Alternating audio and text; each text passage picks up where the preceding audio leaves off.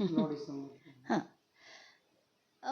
9 डिसेंबरला संतोष देशमुख यांची अतिशय निर्घृण अशी हत्या बीडला झाली आहे आणि त्यानंतर आपण बघतोय की गेले कितीतरी दिवस म्हणजे 18 दिवस उलटून गेले आहेत. अजून त्याच्यात पुढे काहीच निष्पन्न होताना दिसत नाही आहे. 3 आरोपी आणि वाल्मिक कराड हे आज तगायत फरार आहेत आणि रोज आपण डायलॉग्स ऐकतोय, सगळ्यांचे डायलॉग्स ऐकतोय. मुख्यमंत्री म्हणतायत आणि जे खरं गृहमंत्री पण आहेत, ते रोज म्हणतायत की नाही, नाही चौकशी चालू आहे, तपास चालू आहे, SITची स्थापना करू. सगळं ऐकून झालं. आता वीट आला ह्या सगळ्या गोष्टीचा. जोपर्यंत अटक होणार नाही, तोपर्यंत आम्ही ठिय्या आंदोलन द्यायचं ठरवलंय. SP ऑफिसच्या बाहेर बसून शांतपूर्ण पद्धतीने आम्ही तिथे ठिय्या आंदोलन देणार आहे.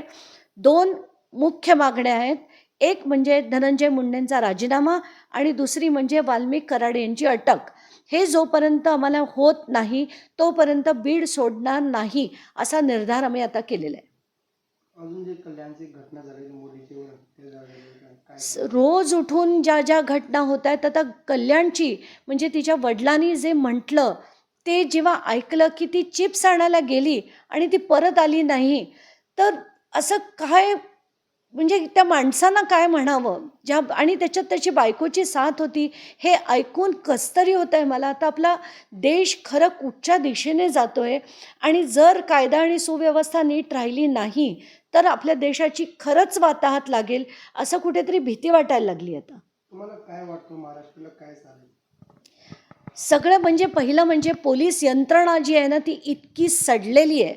त्याच्यात काही पोलीस फार अगदी बोटावर मोजण्या एवढे चांगले उरले आहेत.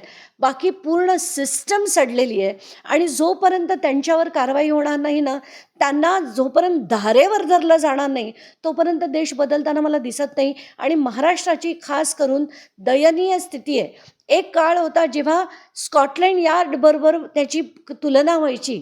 पण आताची जी महाराष्ट्र पोलीस फोर्स आहे, तो काय स्थितीत आहे हे खरंच ॲसेस करायची वेळ आली आहे आणि याच्याविरुद्ध लोकांनी आता लढा देण्याची खरंच वेळ आली आहे. कारण आता पोलीस स्टेशनमध्ये लोकं जायला घाबरतात.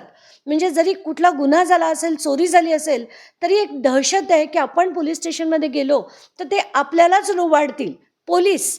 म्हणून आता कुठेतरी असं वाटायला लागलं आहे की पोलिसांना सुद्धा धारेवर धरायला हवं, त्यांची डोकी पण आता ठिकाणावर आणायला हवी.